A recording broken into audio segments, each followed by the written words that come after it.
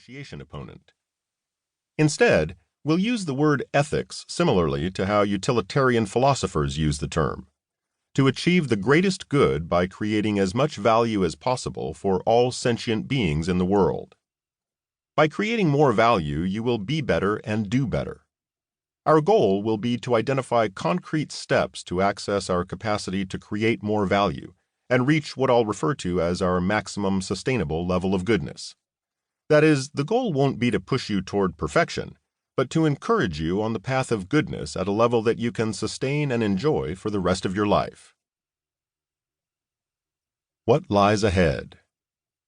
In the first 5 chapters, we'll explore a new mindset for improving moral decision-making that underlies my prescriptive approach, more on that later, to improving ethical behavior. Chapter 1 will expand on my general perspective. We'll see that we all have the potential to create more value for ourselves and society, that we don't need to try to be perfect, we can't be anyway, and that systematic barriers stand in the way of more ethical behavior. As we'll explore in Chapter 2, activating the full potential of our intelligence is fundamental to making value-maximizing decisions, but cognitive and moral roadblocks sometimes hold us back. By learning effective detours around these roadblocks, we get in the mindset of doing better. Chapter 3 introduces the concept of trade-offs, a familiar topic in the negotiation world, with the goal of creating the most value not only for the parties at the table, but for all. Chapter 4 will make a pitch for avoiding corruption, which sounds pretty obvious, but actually offers far more levers for change than most of us are aware of. Chapter 5 will provide prompts for noticing opportunities to create value that too often escape our attention. The next 4 chapters will focus on applying these ideas to areas where most of us can improve: equality and tribalism, reducing waste, using our time better, and making more effective charitable decisions.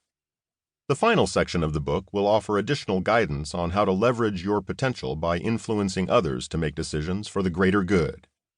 We will close with some thoughts on how we can achieve our maximum sustainable goodness. Ethical challenges are not new, but new and different ones are arising every day. Bernard Madoff's theft of billions of dollars reminds us that we are more vulnerable to crooks than ever before, and perhaps more willfully ignorant of their crimes. Terrorism raises tough decisions about what processes are appropriate to get the information that's needed to keep people safe. As companies dream up ever-increasing ways to make our lives easier, our environmental footprint grows deeper and more damaging by the day.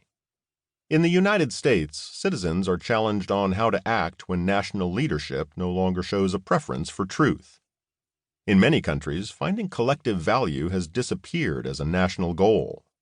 We urgently need to find and follow a North Star that creates more ethicality and more value, and that supports us in simply doing better. Part 1. A New Mindset for Improving Moral Decision-Making. Chapter 1. Better, Not Perfect. In April 2018, I was scheduled to be interviewed at an effective altruism conference at the Massachusetts Institute of Technology, about 3 miles from my home in Cambridge, Massachusetts.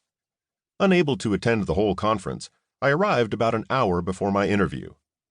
I entered a large room filled with a few hundred attendees, most of them under the age of 30, and had the somewhat random, and definitely lucky, opportunity of hearing the speaker before me, Bruce Friedrich.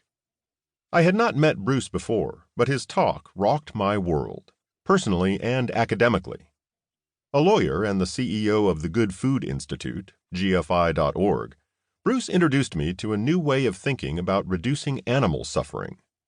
He noted in his talk that the growth of vegetarianism, a commitment to eating no meat or fish, has been very limited. One clear reason for this is that preaching to your friends about the virtues of vegetarianism is not an effective way to change their behavior or maintain your relationships with them. So, what can a vegetarian do to help others also leverage the benefits of lower consumption of animals and improve society by improving the environment and human health, making our food production more efficient so that we can feed the world's hungry, and reducing the risks of a growing antibiotic crisis? Bruce answered this question by introducing a world of entrepreneurs